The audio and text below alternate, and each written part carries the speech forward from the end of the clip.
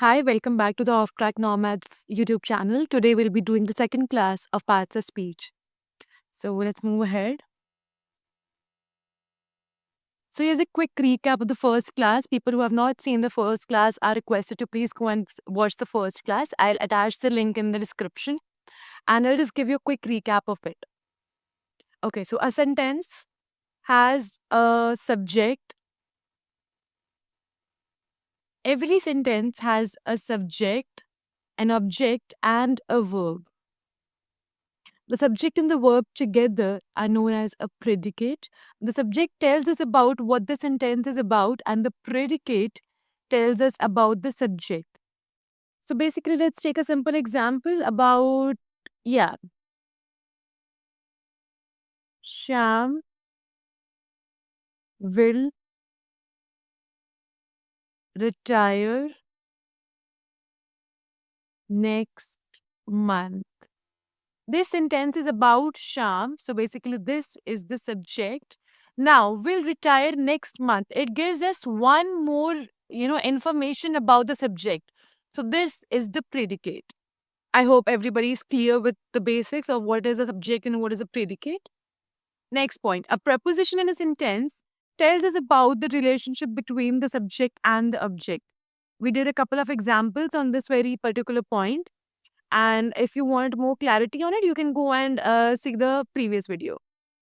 Next, the adverb answers the question where. It is very important that the adverb answers the question where. We did a couple of examples in the last class regarding the same. And it is very important when it comes to ND, CDS, or APCAT examinations where they ask about spotting errors, where they ask about sentence completion. This is where these or lines where adverb answers the question where preposition is something which tells the relationship between the subject and the object comes in handy. Okay, now let's move ahead. Yeah, so now we'll be starting with the class. This was just a quick recap of the previous class. Don't worry, I'm going to keep the classes very short and crisp so that you don't end up wasting your time. Now, here, let's have a look at this example. The newspaper and the website was screened by the government. Okay, so what is this whole sentence about? This whole sentence is about newspapers and website. So therefore, the subject is newspapers and website. This is the subject. Now, what does the other sentence tell about the whole, subject? They were screened by the government. So this is the predicate. Therefore, the subject is newspapers and websites in this particular example, and were screened by the government is the predicate. Now, if you have a closer look, that the still remains, intact, or you haven't really answered. The out here is the article. Okay. Now, here, the subject can be more than one word. As you saw in this particular example, it had more than one word. Whereas in the previous example, which we saw, where it said about, where the sentence was, Sham will retire next month.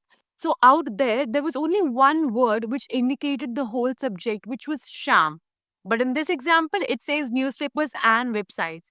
Therefore, you have to note down this thing that the subject can be more than one word. Now, let's have a look at another example. Finish washing the clothes and then put them back. Finish washing the clothes and then put them back. Here, if you'll have a closer look, this example has no subject. Now I'll tell you how. See, finish washing. This thing is a verb. ing, basically this depicts something action. As I told you in the last class, that anything which depicts an action is a verb. Okay, now let's move ahead to the clothes. The clothes is something which is an object out here. Many of you must have confused that in this whole sentence, the subject is clothes, whereas it's an object. I'll tell you why. Because the action always happens on the object. That is, in the sentence, finish washing is going to happen on the clothes. Okay, so action is going to be happening on the object.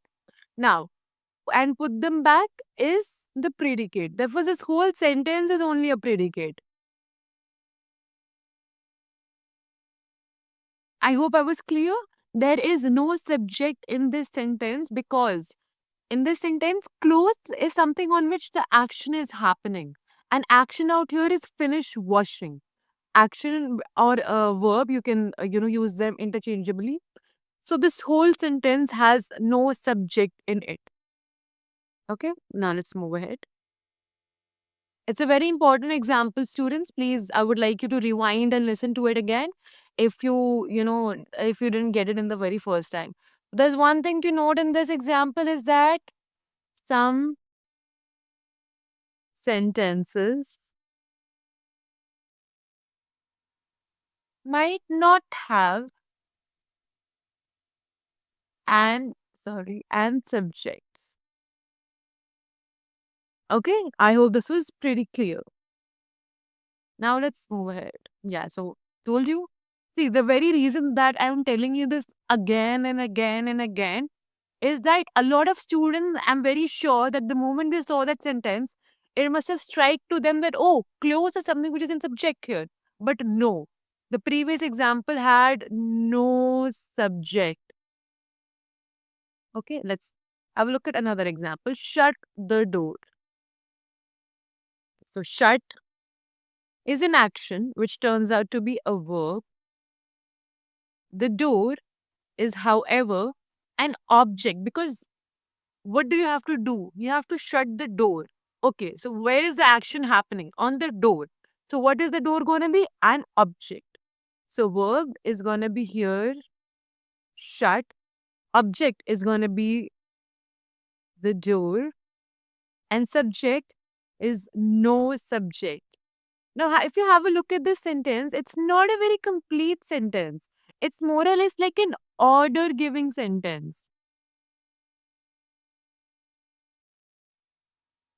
These type of sentences are called imperative sentences.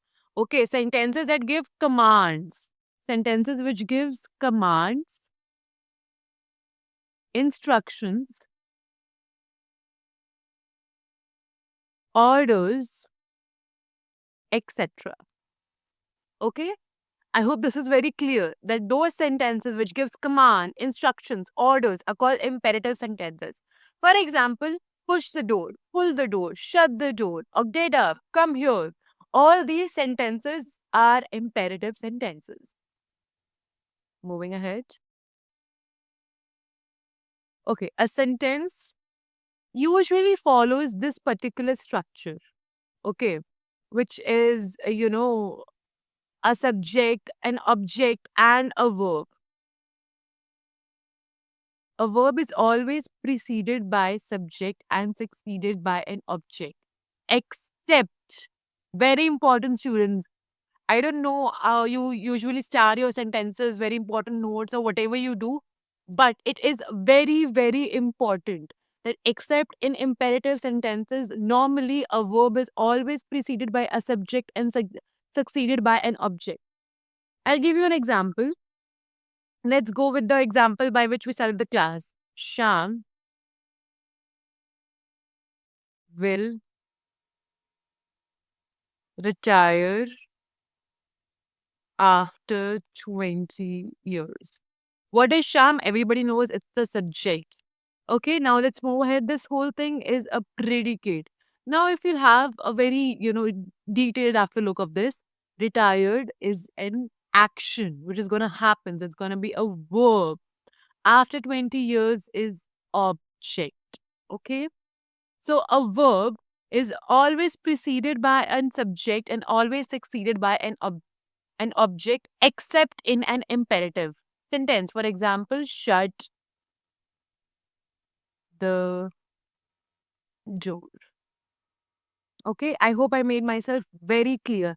It's a very important concept. A lot of people overlook this and they don't really pay attention to it. So it's very, very important that you pay attention to these little details, which are therefore going to be, the ones which are going to fetch you marks in the examination. Now let's move ahead to the to another example. Before that, I'll give you a very, very easy trick to identify what is a subject, what is an object. A subject is a doer. It is the main subject of the sentence. Basically, now how everybody says that be the main character of your life. So basically, the subject is the main character. Nowadays, all these Gen Zs are saying that, main character vibe, main character vibe. So the subject is the one which gives the main character vibe. Okay. And the object is a receiver. Therefore, it tells about the subject. Okay. So this is something which gives extra info about our main character. Okay. Not very difficult to understand, not a rocket science or anything. It is very simple. The subject is the doer, the object is the receiver.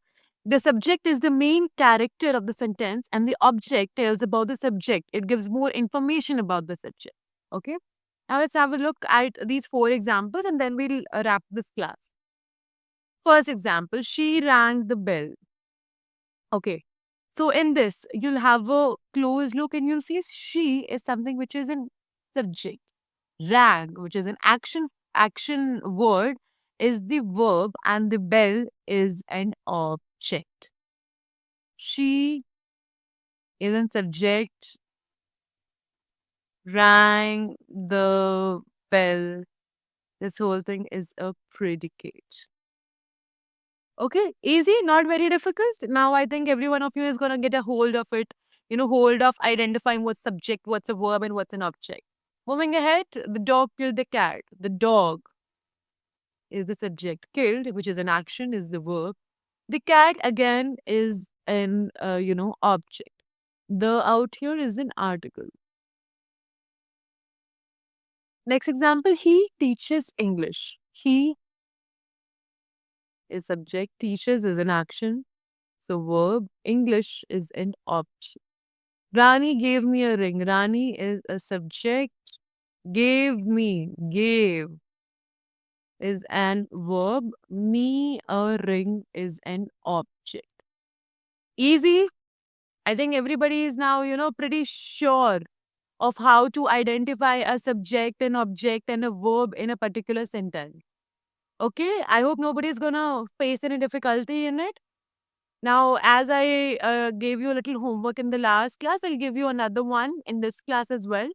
And you will be required to answer in the comment section and I'll pin the correct answers. Okay. Now, let me show you your, homework question. Okay. So this is your homework question. She said that he would come. Okay. So this is your homework sentence. You are supposed to answer in the comment section.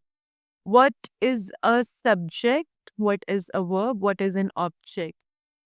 So you'll be doing this in the comment section and you'll be telling that in the sentence, she said that he would come is what is a subject, what is a verb, and what is an object. I know this looks easy, but it is kind of tricky. So I would really, you know, uh, advise you all to pay a little more attention to the details and the words I said during the whole class to answer this question. Okay. So that's it for today's class, and I would see you in the next class.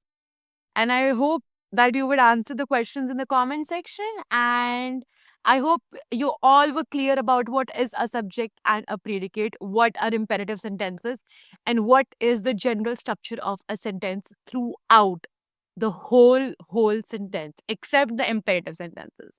Thank you so much. Please comment, like, and comment.